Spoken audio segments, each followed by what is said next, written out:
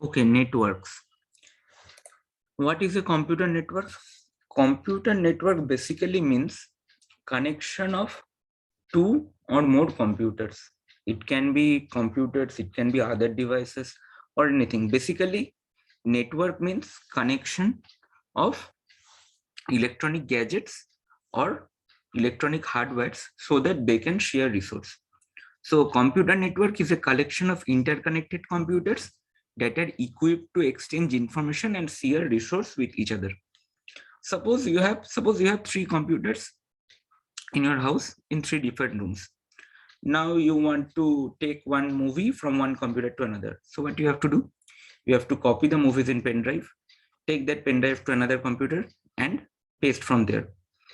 If instead of that, if there were a network in your computer, in your room, in your home rather, you could have easily right clicked on the movie and send that movie to any computer you want without the use of any external hardware such as pen drive, CD or so on. So computer network basically means connection between computers so that they can share resources easily from one computer to another. Not only resources, suppose a computer lab has 10 computers, and instead of buying 10 printers for each and every computer, what we do, we buy one printer and share the printer between all the 10 computers in the lab. Now, whenever one computer wants to use the printer, it can use it. And suppose at the same time another computer is also required to use the printer, then it has to wait for the first computer to finish its work. Basically, we buy one printer and share it between 10 computers so that each and every computer can use the printer instead of buying 10 different printers for other computers, for each and every computer. So basically, network means sharing resource, sharing data, and sharing of technology, and also saving money so that we don't need to buy different gadgets for each and every computer. So a computer network may also include hardware devices. Just now I have said like printer. For example, a special type of printer, network printer having network capabilities, can be connected to a computer network so that all the computers in the network can use that printer. You may have a computer network in your school lab. Another example of computer network is the internet. Internet is basically the mother of all network. Uh, in an internet, all the computers that are connected are basically inside a network, that is www is basically the place where all the pages reside in the internet. And when a computer is connected to the internet, it is connecting to the global network of computers or interconnected network. The full form of internet is interconnected network. It is a global network of computer. Global network means a computer in India can be connected to one computer in US with the help of internet. So what are the advantages of computer network? Resource sharing. All computers in a network can access and share program device among each other. A computer network in an office helps in sharing all files among colleagues. High-speed internet connection can also be shared. If there are 10 computers in a network and one computer is connected to the internet connection can be shared among 10 computers. Reliability, data can be accessed from one computer on a network. If one computer is unavailable for some reason. Financial benefits, obviously there are financial benefits also. We are using one hardware, we are sharing one hardware, that is, suppose we are sharing between one printer between 10 computers. That way we can save a lot of money. If we had to buy 10 printers, then it would have cost much more than buying one printer and sharing it between the computers. Better communication.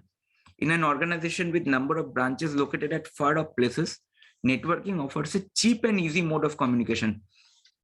Suppose TCS has 4 branches in Kolkata at different places.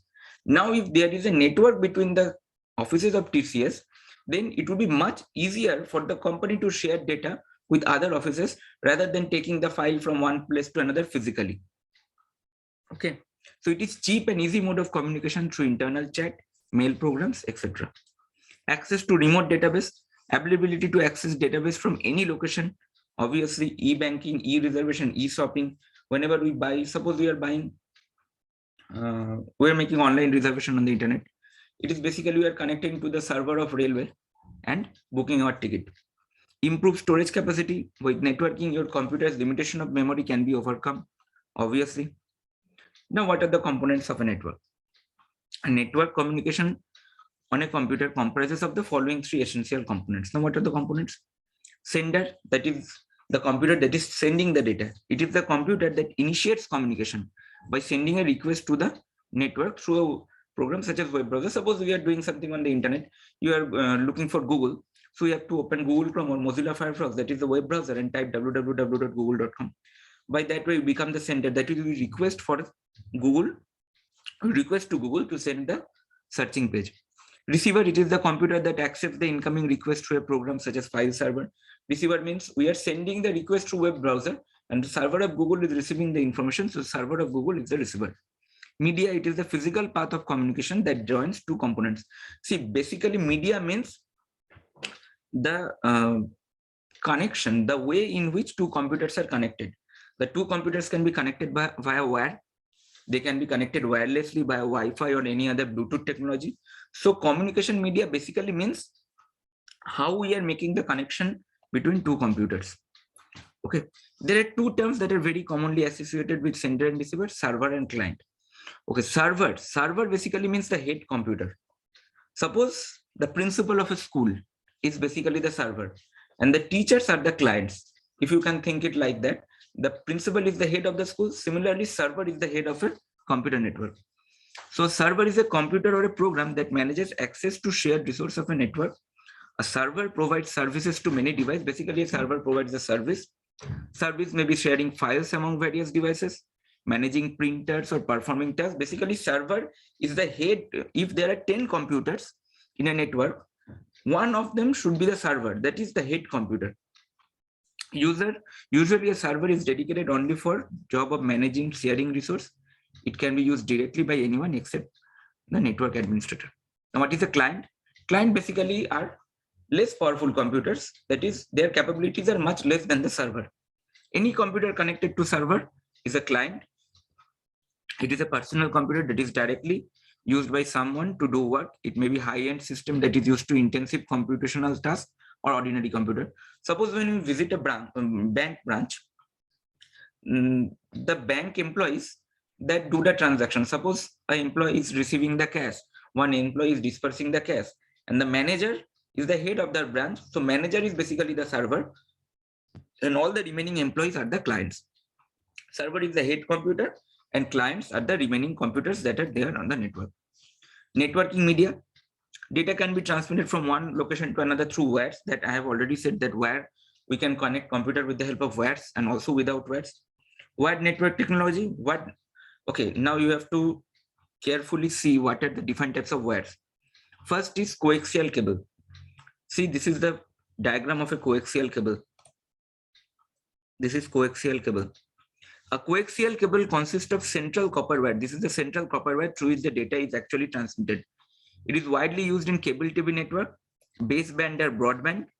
Baseband cable, that is capable of transmitting only one signal, and broadband can carry multiple signals. Okay, this is the main difference. Coaxial cables are preferred. What are the reasons for coaxial cable to be preferred? It can be used for broadband transmission as cable is less costly and carry data for a long distance. It can carry data through hundreds of kilometers. So it is basically cheap and can carry data over a long distance. It is less susceptible to electromagnetic disturbance. That is, when a data goes through coaxial cable, suppose a high voltage electric line is also passing behind a coaxial cable. Now, whenever electric current passes through a cable, the electric wires that are there in the poles, in the wires that we basically see in the roads, when electric current passes through it, it creates electromagnetic disturbance around it. Now, when data passes through a wire that is just beside electric wire, the data can be disturbed. But coaxial cable prevents that electromagnetic disturbance of electric wires. Okay, so if one electric wire is placed behind a coaxial cable, the data will not be disturbed. The only disadvantage of using coaxial cable is comparatively greater width and thickness. As it's thick, so it is difficult. Ethernet cable. Ethernet cable, basically what the cable that we see on Wi-Fi. This type of cable is used to connect two network devices directly. The devices can be computer, switch, hub, router. The router that we have in our home basically use Ethernet cable. Ethernet cable usually has 8 wires, out of which 4 are used to data transfer. Two kinds of wiring schemes are available: patch and crossover. Patch cables, what are patch cables? Are used to connect computer, hub or switch. These are patch cables. Are crossover cables which are used to connect two computers without hub or switch. Now, what are hub or switch? You will learn in higher classes. Just remember there are actually two kinds of wiring schemes for Ethernet: patch and crossovers. Ethernet carry the advantage of less power consumption. Ethernet cable does not require much more power. It is basically a cheap way to connect data. As it does not cost much, the connection, it consumes less power. So the cost for power consumption is much less. A disadvantage of this cable is that computer should have an Ethernet adapter. You cannot just plug in this cable. If a computer does not have Ethernet connector, then you cannot connect an Ethernet cable. So go through these 3 pages of your book and memorize the important parts, what I have just said. Okay. Thank you.